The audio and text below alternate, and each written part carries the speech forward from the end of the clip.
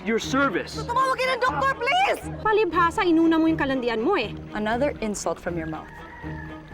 And I'll make sure you regret it. Responsable ka? Tamad. Bobo. Tanga. Parang medyo nagigilty pa rin ako sa nangyari kay Misha eh. Pagkaharap mo sila, isipin mo na lang si Satanas ang paparusahan mo. Ngayon tapos na yung first round na paghihiganti mo kay Misha pati kay Lucci. O si Dina naman ang susunod natin. Si Dina, pinakamatapang sa tatlong yon. Kapag ka nag-organize ka ng event, sana ayusin mo na mabuti para hindi siya pinapasok ng kung ano-anong problema. Kailangan matakot natin siya ng gusto. Our client requested that you be the only one to cover the event. All right, I'll see you then. You look very, very familiar. Napakaliit ng mundong ginagalawan natin. At madalas, napakadelikado.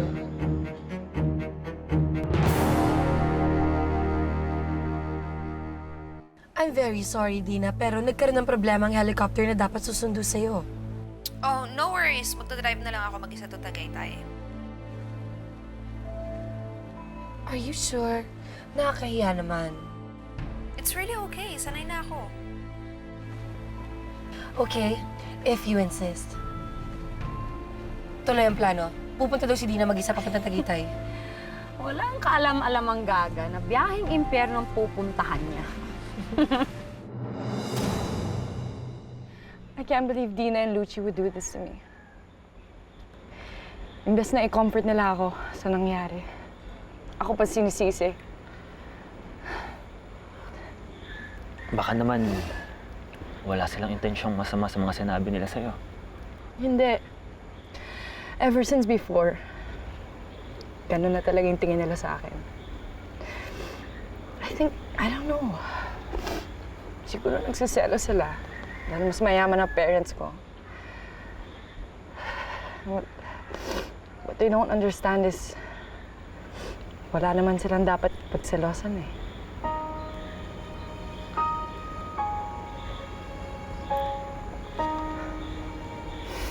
Ayoko matuluyang masira ang business ko. Me as an event organizer, this is all I have. Aside from my yaya, this is what I love to do. At kung mawala pa to, wala nang matitira sa akin. Ako, Misha. Hindi ba ako kasama sa mga halagang bagay sa'yo? Hindi mo ba ako mahal? Okay. Sinusubukan kong itago noon pa. Pero mahal kita eh. Misha, kung mahal mo rin ako, pakasal na tayo. Seryoso ka ba?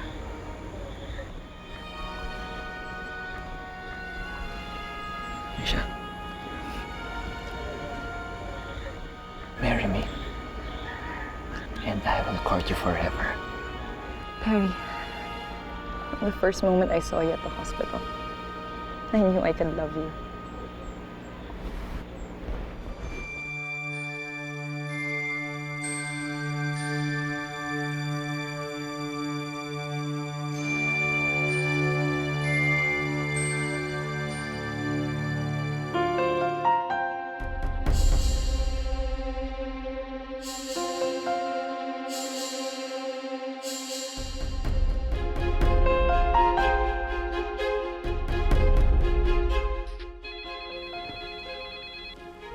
Hello?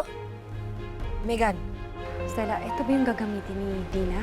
Itong kotse na kaparada dito? Ito yun? Oo, yan yon. Siguraduhin mong yan yung may mga camera equipment niya. Positive. Ito nga. Sige, sige. Okay.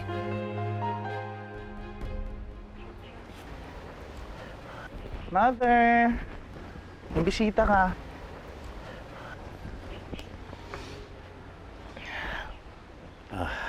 Napadalaw ka. Oh, thanks, Edgy. Salamat. Magandang umaga sa'yo. Busy ka ba? Hindi naman. Gusto ko sanang ibigay sa'yo itong mga dokumentong ito.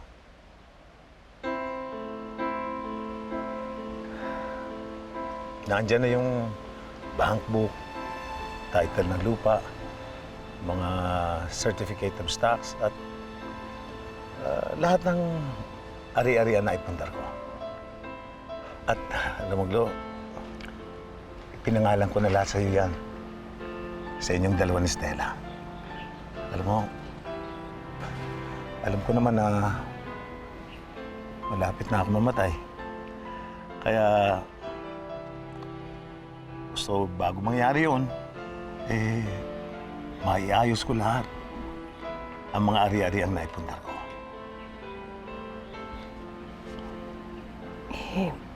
Hindi ko matatanggap ito.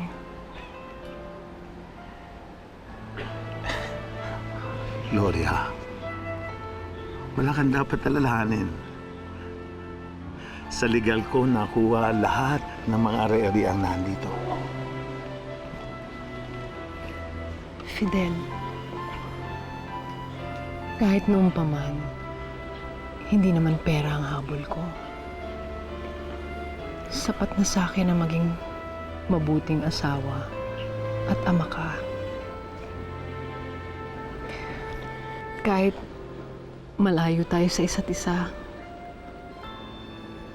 kahit hindi tayo magkasama, natutuwa ako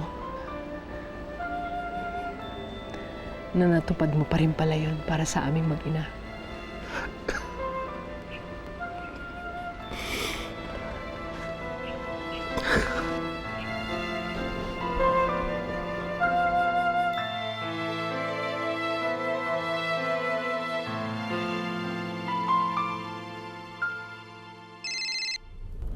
Hello? Hey, Lucci, what's up? Hindi pa nga siya tumatawag kasi I'm sure nagtatampo na naman yun sa atin. Oh my God! Wala akong friend! Ay! Oh my God! No! Ay! No! No!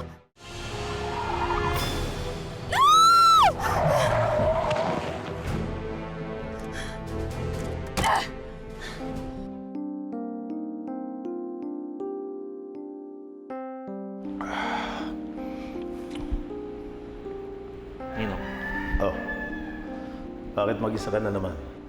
Asan si Stella at si Megan? pasensya na ako, Ninong pero mukhang pera na ako sa kanila. Alam mo, sana magtuloy-tuloy na pagiging magkasundo nila. Alam mo, Perry, sa totoo lang, yun ang gusto ko mangyari. Yung makita kayo magkakasundo na tatlo. Yung makita kayo na magkakasundo ng gusto na parang totoong magkakapatid.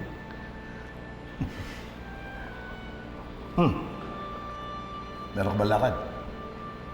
Wala na naman ho. Mabuti pa. Samahan mo ako. Meron tayong importanteng dapat gawin.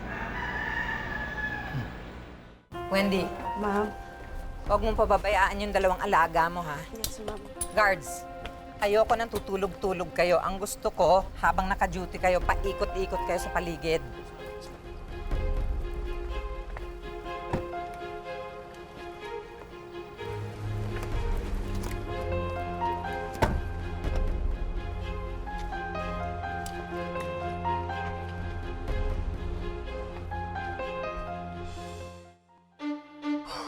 Oh my God!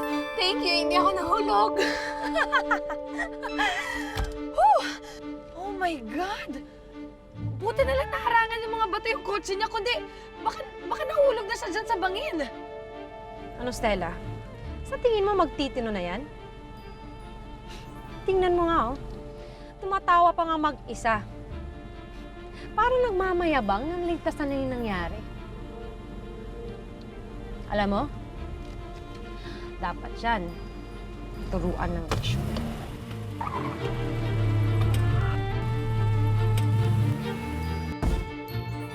Hey! Umalis ka dyan!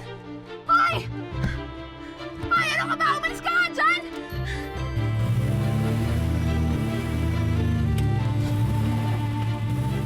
Hoy!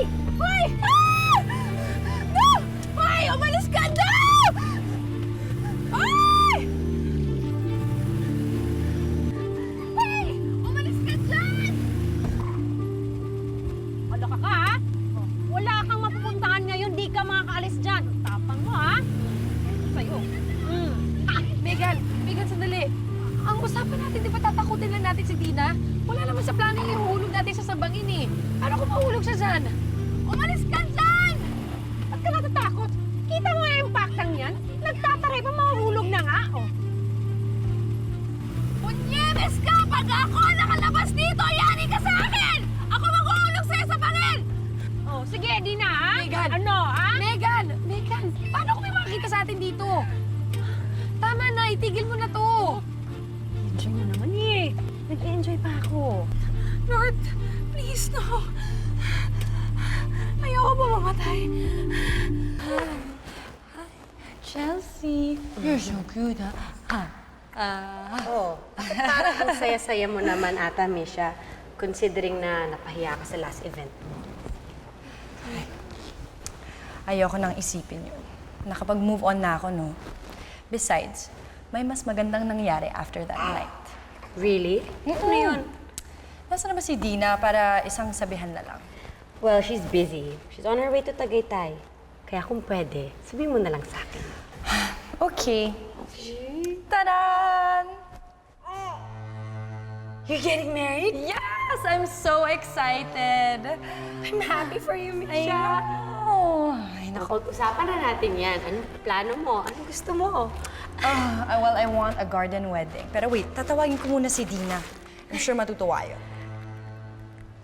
Baby, Tita Misha's getting married. Baby, look at that. Oh my God! Megan! Itigil mo na sabi. Baka may makikita pa sa atin dito. Halika na!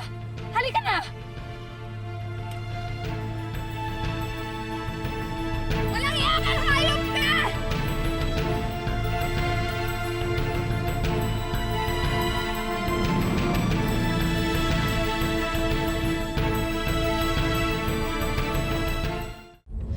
Ikaw naman, eh.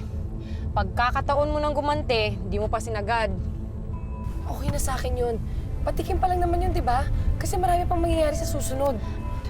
At sana, sa susunod, hindi ka pangunaan ng takot, ha? Mas mabuti naman yung nag-iingat tayo, di ba? Kaysa naman yung tayo yung mapapahamak. Hindi mangyayari yun, no? Megan, may pulis! Ako bahala dito.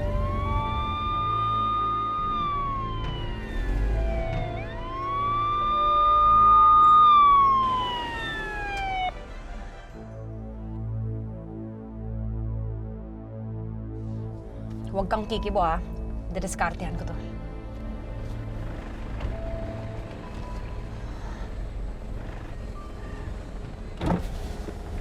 Sir? Bakit po? May violation po ba ako? Wala kang violation. May nahanap lang kami sa sakyan na involved sa isang aksidente. Banda doon.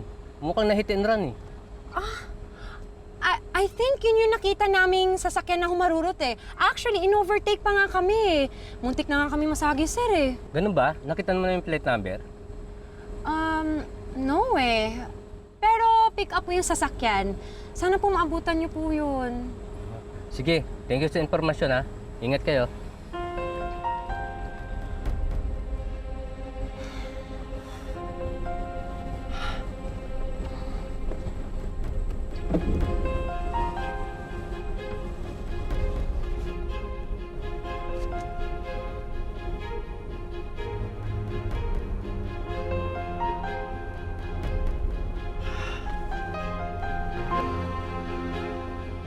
As in, nandun na talaga ako sa cliff. I really thought I was gonna die. Tapos, yung kotse kasi na nandun sa likod ko, ayaw talaga akong tantanan. Talagang tinutulak niya ako papunta dun sa bangin at konti na lang, mahuhulog na ako. Hindi mo ba nakita kung sino gumawa sa'yo niyan? No. Hindi ko sila namukhaan dahil tinted yung sasakyan nila. Pero bakit kaya nila ginawa yun sa'yo? Anong motibo nila? I really don't know and I don't care kung anong motibo nila.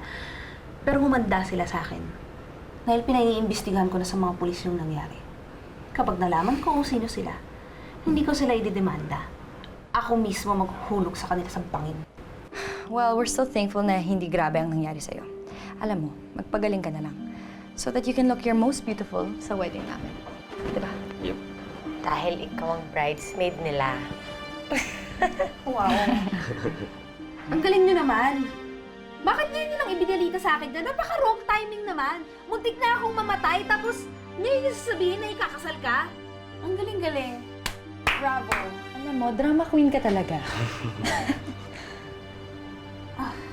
Pagaling ka na lang. Buti nga walang nangyaring masama sa'yo. I know, para makaalis ka na here. My God.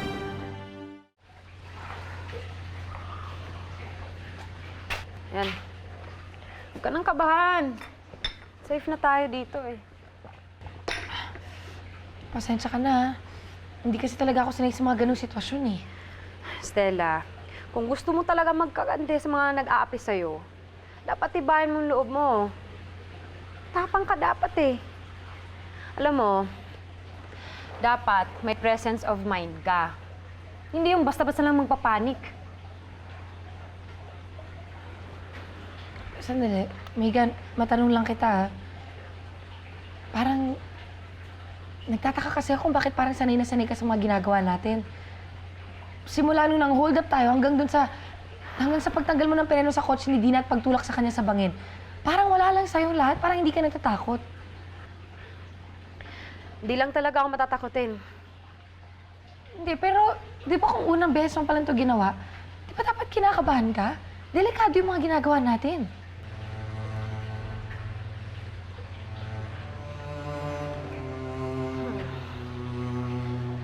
Dati pa kasi ako nakasama sa mga sindikato eh. Noon ko pa ginagawa yung mga bagay na ganyan. Pero nung kinupkop kami ni Sir Miguel, binigyan kami ng magandang buhay. Mas pinili kong maging matino. Pero Megan, ginagawa mo ulit ito ngayon. Ginawa ko to para sa'yo, Stella. Gusto kitang tulungan. At hindi dahil binabalikan ko yung dati kong trabaho.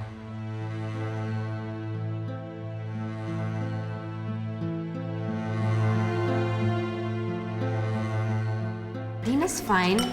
Hindi naman grabe yung nangyari sa kanya. Good for her. Mabuti hindi siya tinuluyan.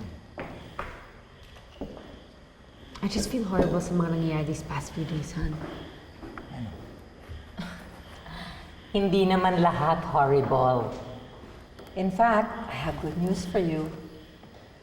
Tomorrow, I'm meeting with a businessman na parang interesadong mag-invest sa kumpanya natin.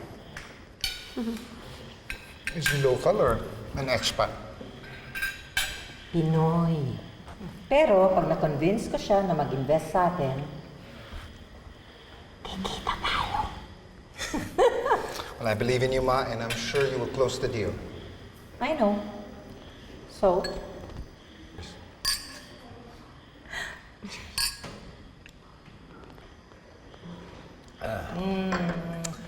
Love it. Megan? Perry? Megan? Perry? Saan na kaya yun? Hayop ka? Dina? Bukay ka pa pala. Ngayon, alam ko na ikaw ang nagtulak sa akin sa bangin. Walang hiya ka? Papatayin mo pa ako. Bago pa mangyari yun, kung unahin na kaya kita.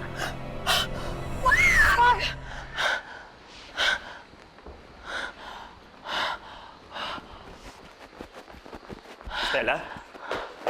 Stella, Perry. bakit? Ano nangyari? Napaidlip ako eh. Napaniginipan ko si Dina. Nakita na daw niya ako.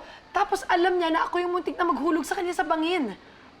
Stella, nakausap ko sila kagabi. Hindi ka nga nila pinaghihinalaan eh. Dahil ang alam nila, patay ka na. Siguro kakaisip mo, kaya mo sila na pinaginipan. Perry, kasi natatakot ako dun sa ginawa namin ni Megan eh. Stella, kulang pa nga yung ginawa niyo eh. Dapat mas malala pa dahil sa mga kawalangyaan ang ginawa nila sa'yo. Kulang pa yun. Teka, siya nga pala. Ang kwento kasi sa akin ni Megan, bago daw siya napunta kay Sir Miguel, kasali daw siya sa isang sindikato. Ikaw, paano ko nga ba napunta kay Sir Miguel? Lumaki ako sa pier. At gaya ni Megan, inabandon na din ako ng mga magulang ko.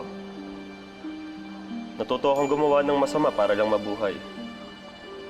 Pero nakilala ko si Sir Miguel. Siya ang nagturo sa akin gumawa ng mabuti. At dahil doon, tinuring ko siyang ama. Dahil siya lang yung nagtsatsaga sa akin para gumawa ng tama. Ay, swerte niyo pala talaga ni Megan. Buti na lang napunta kayo kay Sir Miguel. Natutuwa ako para sa inyo. Sa totoo lang, kahit ako, tuwang-tuwa na nakilala ko siya. Kasi siya yung nagturo sa akin na kailangan kong maging matapang, kailangan kong lumaban, kailangan kong ipaghigante lahat ng pang-aapi na ginawa sa akin. At hindi ko sasayangin yun. Ipapakita ko sa kanilang lahat na iba na si Stella ngayon. At hindi ako papayag na tapakan pa ulit nila.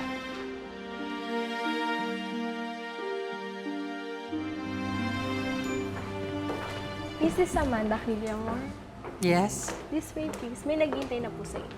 Okay.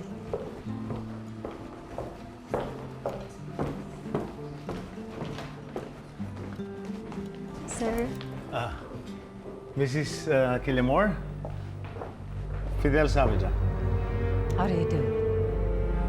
Sit down. Thank you.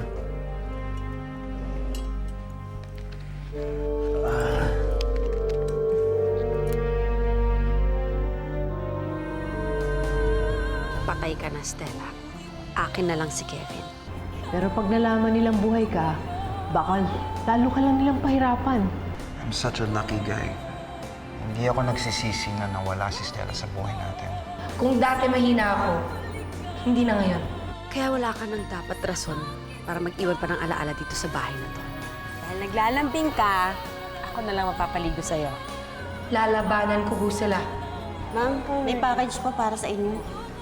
Hindi ko sila tatangtanan. I know hindi kayo maniniwala sa akin, pero I saw Stella.